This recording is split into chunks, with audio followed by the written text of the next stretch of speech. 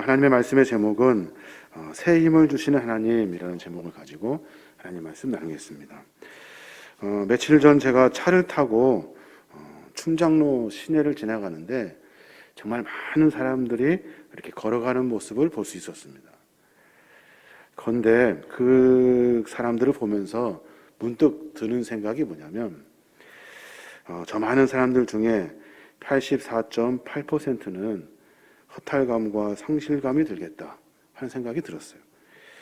대통령 선거로 인해서 실망한 사람들이 참으로 많습니다. 또 물론 기뻐하시는 분들도 계실 거예요. 근데 많은 사람들 중에 대부분의 사람들이 광주에서 84.8% 되는 사람들이 많은 상실감을, 허탈감을 갖게 되었습니다. 얼마나 마음이 허탈할까? 기대했는데 설마 했는데 그래서 참으로 마음이 무겁겠다라는 생각을 해보게 됩니다. 누가 되든지 아쉬움과 기대감이 있는 건 마찬가지입니다. 우리가 해야 할 일은 기도하는 일밖에 없습니다. 하나님이 일을 잘할 수 있도록 기도하고 또 여하튼 맡겨진 일들에 충성을 다해서 나라와 민족을 잘 세워낼 수 있도록 기도해 주어야 하는 겁니다. 모든 일이 다 마찬가지인 것 같아요. 바라던 일이 안 되거나 기대한 일이 갑자기 틀어질 때 상황이 힘들고 희망과 소망이 사라진 것 같은 순간에 상실과 허탄함의 마음에 무겁고 어찌할 바를 모를 때가 있다는 거예요. 그때마다 우리는 하나님께서 우리에게 주시는 희망의 말씀에 귀를 기울여야 하는 거예요. 왜냐하면 하나님은 그 순간에도 일하고 계시기 때문에 그래요. 좌절하고 절망 같은 상황이지만 하나님은 일하시고 계셔요. 그 하나님을 우리는 알기 때문에 기도하는 것이 우리가 할 일이 되는 거예요. 오늘 본문의 말씀에 보면 이스라엘 백성들이 바벨론에 의해서 성전이 파괴되고 포로로 끌려가고 고초당하는 일을 기록해내고 있습니다. 그 백성들은 허탈감 속에서 새 힘을 얻을 수 있도록 하나님의 말씀에 귀를 기울여요. 온 백성이 너무나도 갑자기 힘든 일을 당하였기에 허탈감은 이루 말할 수 없지만 이사야 선지자가 선포하는 말씀을 통해서 새 힘을 얻습니다. 그 당시 상황을 조금 들여다보면 지금으로부터 2600년 전입니다. 남유다가 바벨론에 의해서 멸망을 합니다. 그때 마지막 왕이 누구였냐면 시드기야라는 왕이에요. 시드기야는 바벨론에게 항복하라는 예레미야 선지자의 그 권면의 말씀을 수도 없이 들었습니다.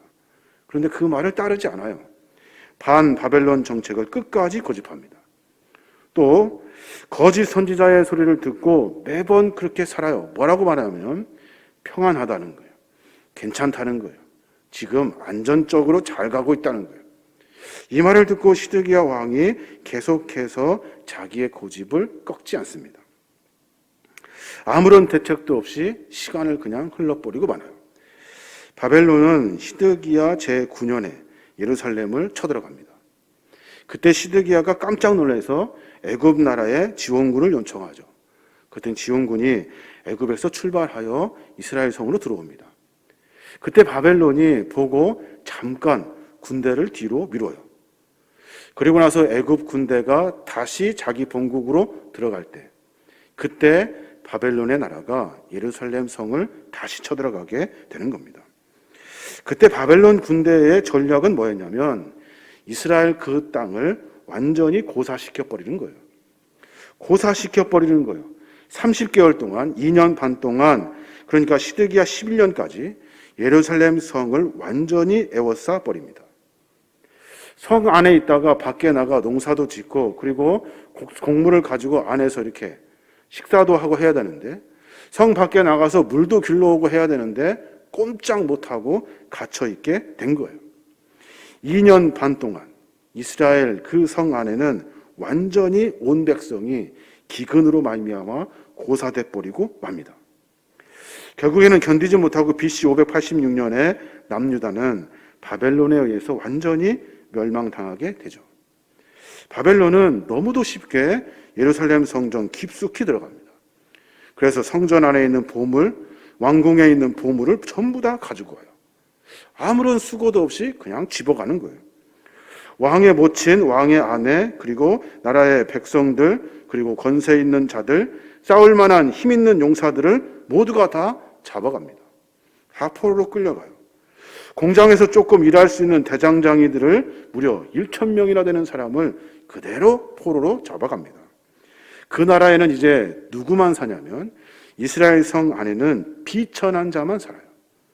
죄송한 말이지만 비천한 자, 힘이 없고 아무것도 할 수 없는 사람, 그런 사람들만 그 땅에 남겨놓고 다시는 못 일어나게 하려고 바벨론이 싹 다 끌고 간 거예요. 그 견딜 수 없는 일이 그 땅 안에 일어나게 됩니다.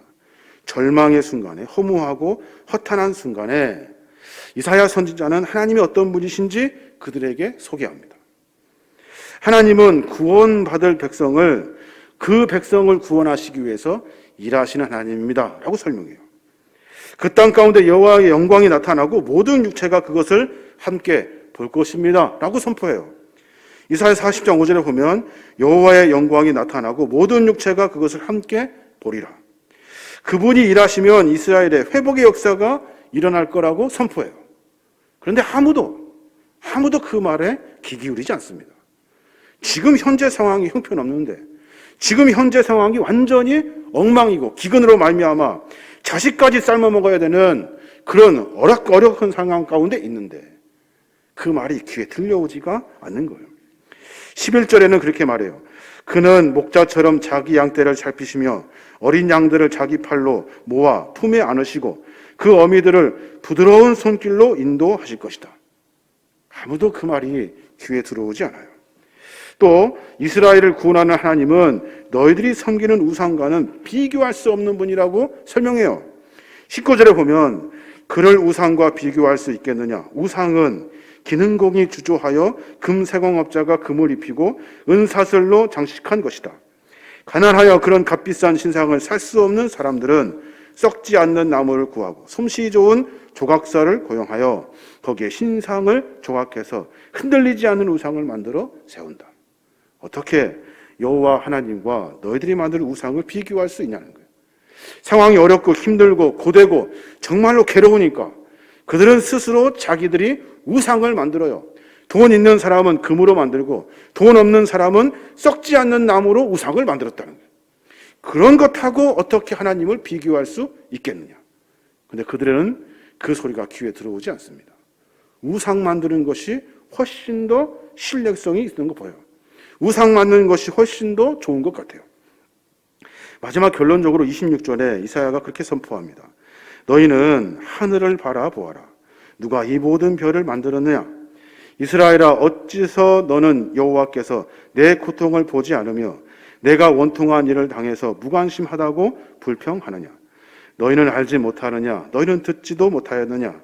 여호와는 영원하신 분이시며 온 세상을 창조하신 분이라는 것을, 그는 피곤하거나 지치지 않으며 그의 깊은 생각은 헤아릴 수가 없다 하고 선포하며 또다시 이스라엘 백성들에게 하나님을 설명해 주어요. 그런데 마찬가지로 그 말이 귀에 들어오지 않습니다. 이스라엘 백성을 구원하시려고 찾아오시는 하나님, 우리하고는 차원이 다르신 크고 강하신 하나님, 우리의 삶에 계속해서 크고 강하신 하나님을 바라보라고 하는 이스라엘 선지자의 선포의 말씀이 삶 가운데 들리지가 않는 거예요. 삶이 어렵고 절망적일지라도 우리는 환경을 바라보지 말고 정말 절망하는 내 마음에 실족하지 말고 온 세상을 창조하신 크고 강하신 하나님을 바라보아야 하는 거예요. 당연한 말 같지만 이것이 정답이에요. 여러분, 멧돼지 아십니까? 멧돼지가 가장 좋아하는 것이 도토리래요. 멧돼지가 도토리를 보면 사죽을 먹습니다. 도토리를 막 정신없이 먹어요. 다 먹으면 도토리가 땅에서 나는 줄 알고 땅을 판대요. 저는 왜 멧돼지가 땅을 파는가 했어요. 계속해서 땅을 판대요. 만약 우리가 멧돼지 같은 사람이 있다면 뭐라고 말하겠어요? 야, 도토리는 하늘에서 떨어져. 하늘을 좀 봐. 할 거란 말이에요. 근데 우리는 그 소리가 귀에 들어오지 않아요. 당장 지금 이 현실과 상황이 힘들기 때문에 그래요. 왜 우리는 하나님 백성이 낙심하며 절망에 빠져서 매번 그렇게 살아갈까요? 하나님이 어떤 분이신지 정확히 모르기 때문에 우리는 계속되고 반복되는 이 상황과 어려움을 극복하지 못하는 거예요. 답답한 순간에, 우리가 허탄하고 허무한 순간에, 그 순간의 사건을 만날 때 나도 모르게 이런 말이 나와요. 하나님이 계시는가? 하나님이 있는가? 하나님이 도대체 이러실 수 있는가? 하나님은 뭐하고 계시는가? 바벨론의 포로로 잡혀가는 그 순간에 보고 이스라엘 백성들이 모두가 다 그렇게 말했다는 거예요. 이사야 선지자가 수도 없이 반복하여 하나님을 소개해 주었는데도 하나님이 계시는가? 하나님은 도대체 어디 있는가? 왜 내 상황을 하나님께서 도와주시지 않는가? 계속해서 반복해서 그 이야기를 했다는 거예요. 그래서 27절에 그렇게 고백하고 있는 거예요. 이스라엘아, 어째서 너는 여호와께서 내 고통을 보지 않으며 내 원통한 일을 당해도 무관심하다고 불평하느냐? 그들의 불평이 거기에 있는 거예요. 하나님은 내 상황을 보시고 무관심하시다는 거예요. 하나님은 아무것도 일하지 않으신다는 거예요. 불평하는 이스라엘 백성들의 그 마음을 충분히 이해할 수 있어요. 그럴 수 있어요. 그런데 그들은 계속해서 반복적으로 하나님이 없다고, 우리의 삶의 여정 가운데 하나님은 계시지 않다고, 하나님은 무관심하다고 불평했다는 거예요. 문제가 생겨서 답답하고 기도해도 하나님이 응답하지 않는 그런 경우가 있어요. 기도한다고 하지만 응답이 없어서 정말로 지칠 때가 있다고요. 그때 나도 모르는 사이에 불평이 나와요. 탄식이 나와요. 무슨 탄식입니까? 도대체 하나님이 계십니까? 하나님이 계십니까? 광수생각이라는 만화가 생각이 나요. 어떤 환자가 죽을 상에 대해서 병원에 찾아갑니다. 의사에게 자기 증상을 말해요. 어떻게 오셨습니까? 하니까 그 환자가 제가 증상이 심각한데 손가락으로 머리를 찌르면 머리를 찌르면 아프고, 팔과 다리를 찔러도 너무 아프고, 손가락으로 이렇게 배를 찔러도 배가 너무 아프다는 거예요. 내가 정말 아파서 견딜 수가 없다고 의사 선생님한테 그렇게 말해요. 의사 선생님이 한참 진단을 하면서 결론을 내립니다. 아, 심각합니다. 당신은 머리가 아픈 게 아니라, 배가 아픈 게 아니라 그 손가락이 부러졌습니다. 손가락이. 우리의 삶의 여정 가운데 하나님은 수도 없이 우리와 함께 동행하셔요. 근데 우리는 어떻게 진단합니까? 상황을 보고 하나님이 계시는가에 대한 한탄과 그 후회를 던져요. 말도 안 되는 말을 가지고 하나님을 원망해요. 하나님이 계시는가? 도대체 하나님은 일하고 계시는가? 이 상황을 왜 그렇게 내버려 두시는가? 이스라엘 백성들이 그랬다는 거예요. 하나님은 무관심하시다. 그 원인이 바뀌지 않고 내 마음대로 안 되고 환경이 개선되지 않으니까 문제를 정확히 진단하지 않고 엉뚱한 곳에서 불평을 쏟아내는 거예요. 문제는 환경도 하나님도 아니에요. 문제는 뭐냐면 내가 이 상황 가운데 하나님의 살아계심을 믿지 못하는 것. 이것이 문제라는 거예요. 분명한 것은 우리 하나님은 결코 당신의 백성의 삶과 원통함을 외면하거나 침묵하는 분이 아니셔요. 한순간도 우리를 외면하지 아니하시고 우리와 언제나 함께 동행하시는 분이 하나님이셔요. 시편 121편 4절에 보면 이스라엘을 지키시는 이는 졸지도 아니하시고 주무시지도 아니하시로다 라고 말해요. 단지 우리가 상황 앞에 하나님이 이렇게 무관심하신가 하고 그렇게 생각할 따름이에요. 하나님은 한 번도 우리의 삶 가운데 벗어나신 적이 없어요. 늘 함께 동행해 주시는 거예요. 근데 이사야 45장 15절에 보면 그렇게 말해요. 구원자이신 이스라엘의 하나님이시여 참으로 주는 자신을 숨기시는 하나님이십니다. 내 상황을 보고 하나님에 대한 원망을 하는 거예요. 하나님은 참으로 자기 자신을 숨기시는 분이십니다. 내 상황을 보고 내버려 두고 눈을 돌리시는 분이십니다. 숨어서 뭐 하십니까? 내 형편을 아시고 개선시켜 주셔야 되는데 하나님은 도대체 어디 계십니까? 바벨론의 전쟁과 포로에서 길고 절망적인 상태가 반복됩니다. 그때 이스라엘 백성이 하는 말이 스스로 숨어 침묵하시는 하나님이라는 거예요.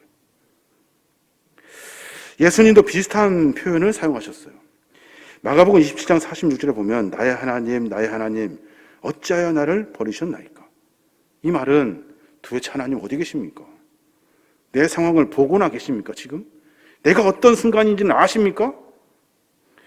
다윗도 같은 비슷한 말을 해요. 시편 22편 1절에 보면 내 하나님이여 어찌 나를 버리셨나이까. 다윗도 똑같은 말을 하고 있는 거예요. 광야에서 수도 없이 어려움 가운데 있으면서 하나님은 뭐하고 계시냐는 거예요. 시편 113편 1절에 보면 여호와여 어느 때까지이니까 나를 영원히 잊으시나이까. 주의 얼굴을 나에게서 어느 때까지 숨기시겠나이까. 하나님 어디 있냐는 거예요. 이렇게 때로는 하나님은 우리에게 숨어 계신 것처럼 보일 때가 있어요. 우리가 알고 있는 모든 방법을 동원해서 기도하고 찬송하고 예배를 드려도 하나님은 아무 응답 없을 때가 있어요. 답답하죠. 그때마다 어떻게 해야 돼요?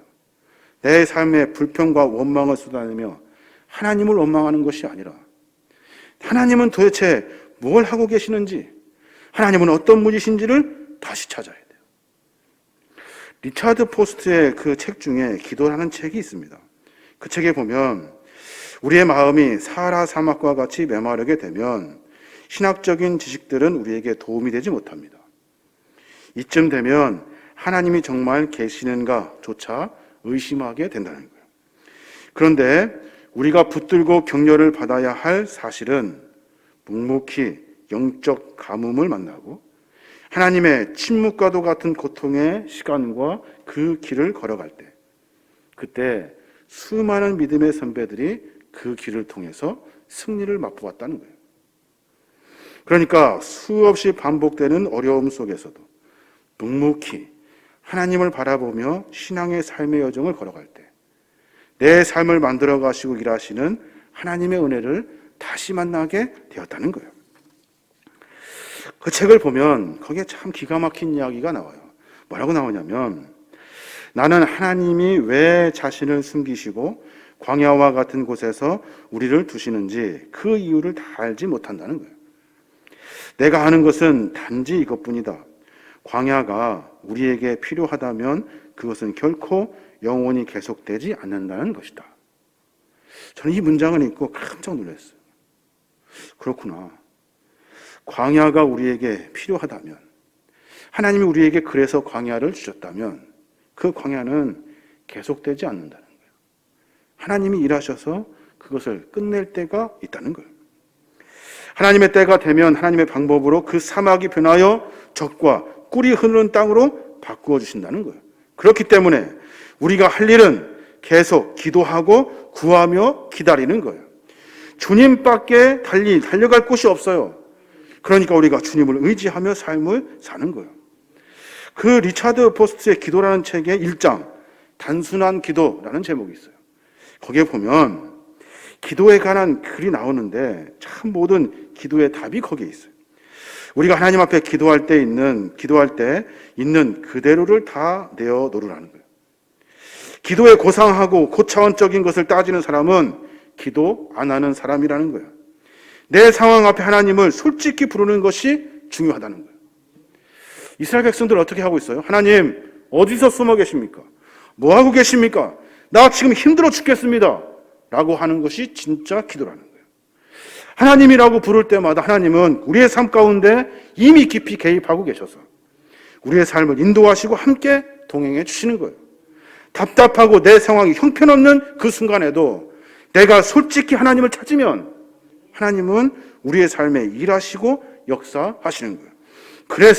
그래서 이사야 선지자가 하나님은 숨어 계시는 분이 아니라는 거예요. 너희들이 잘 몰라서 그러지 하나님은 숨어 계시는 분이 아니라 일하시는 분이라고 설명해 줘요. 28절에 그렇게 말해요.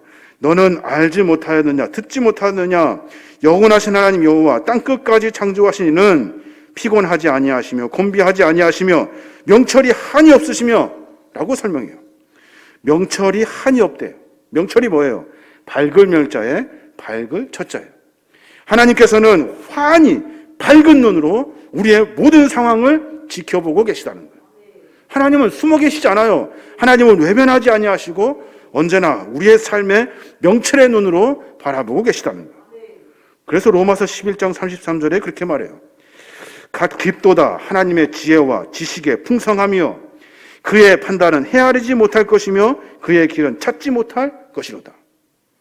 우리 생각에 하나님이 없는 것 같고 우리 생각에 하나님이 일하시지 않는 것 같고 우리 생각에 하나님이 숨은 것 같지만 하나님은 명철의 눈으로 그분의 그 지혜와 지식의 풍성함으로 우리가 판단하고 헤아리지 못할 하나님의 권능으로 우리의 삶을 지키시고 인도해 주신다는 거예요. 힘이 없어서 수가 모자라서 하나님이 하기 싫어서 무능해서가 아니라 하나님은 그 일을 보고 계시다는 거예요. 하나님은 어떤 분이십니까? 하나님 29절에 보면 피곤한 자에게 능력을 주시며 무능한 자에게는 힘을 더하시나니 소년이라도 피곤하며 곤비하며 장정이라도 넘어지며 쓰러지되 라고 말해요. 하나님은 어떤 분이십니까? 여기에 중요한 두 인물이 있죠. 소년과 장정이에요. 말도 안 되는 그 이야기가 있어요. 소년은 피곤할 수가 없어요. 곤비할 수 없어요. 소년은 늘 힘이 넘쳐요. 장정은 뭐냐면 장정은 바호림이라는 히브리어를 쓰는데 임무를 수행하기 위해서 특별히 뽑아낸 사람이래요. 그러니까 힘이 있는 사람이고 가장 똑똑한 사람이고 가장 위대한 사람으로 저 장정을 뽑아요. 그 사람이 피곤할 일이 있냐는 거예요. 넘어질 일이 있냐는 거예요. 없다는 거예요. 그런데 왜 넘어집니까? 왜 절망합니까? 왜 답답해합니까? 소망이 없기 때문에 그래요. 소망. 소망이 뭐예요? 소망은 하나님이 일하시는 것에 대한 소망. 하나님이 나와 함께 계심에 대한 희망. 내 삶을 만들어 가시고 인도하신다는 하나님의 거룩한 사역. 이 거룩한 이해를 감당하지 못해. 생각하지도 못해서.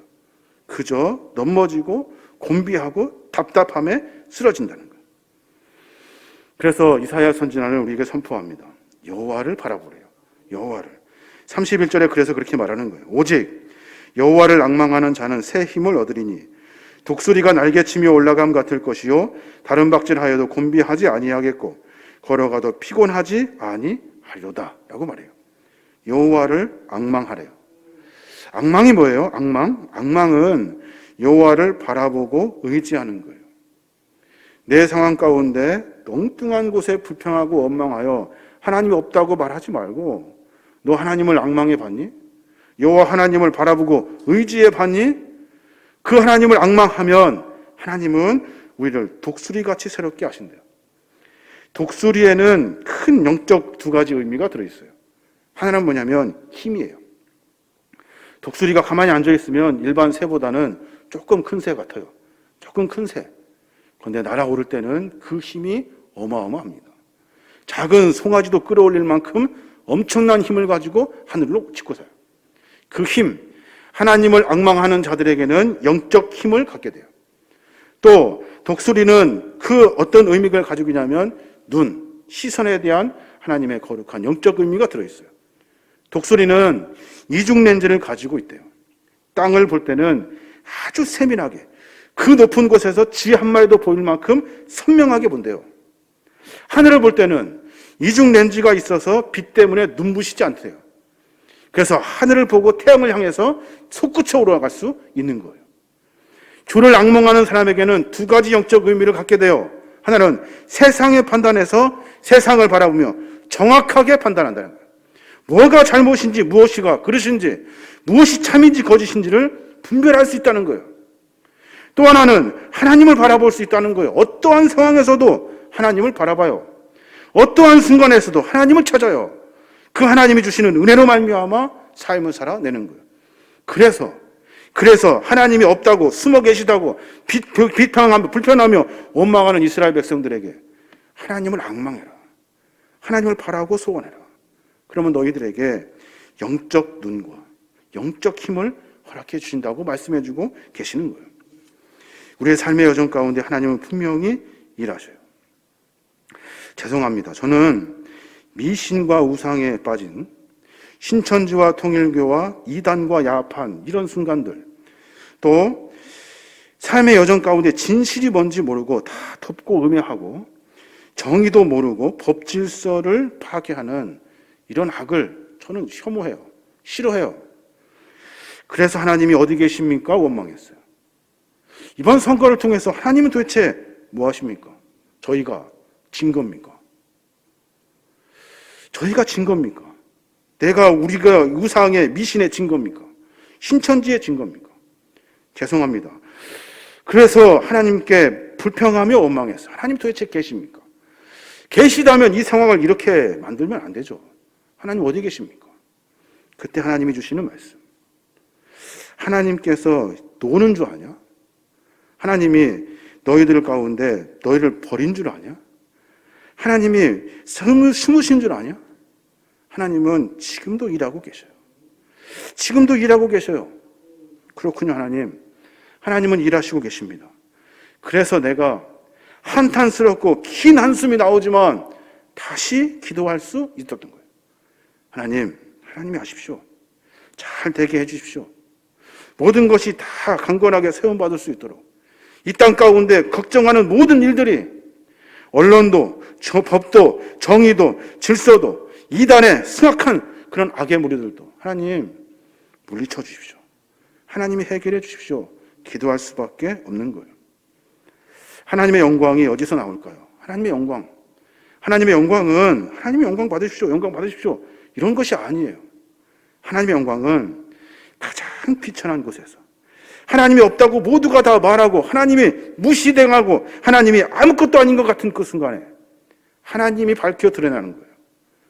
우리를 통해서 하나님이 드러나요.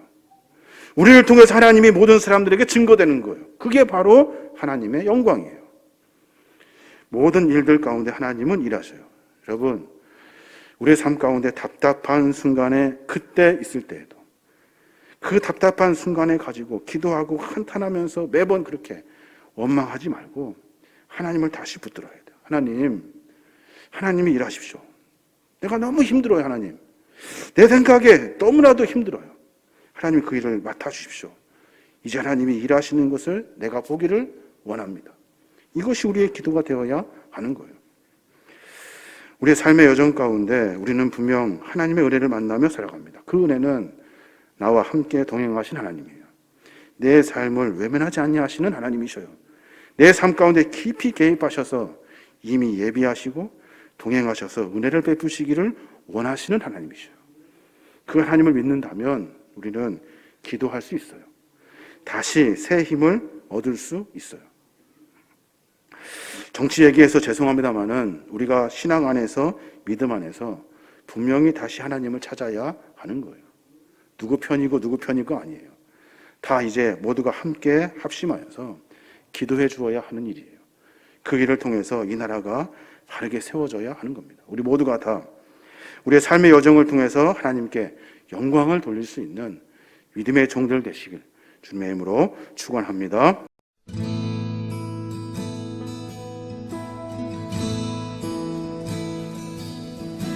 주님 큰 영광 받으소서.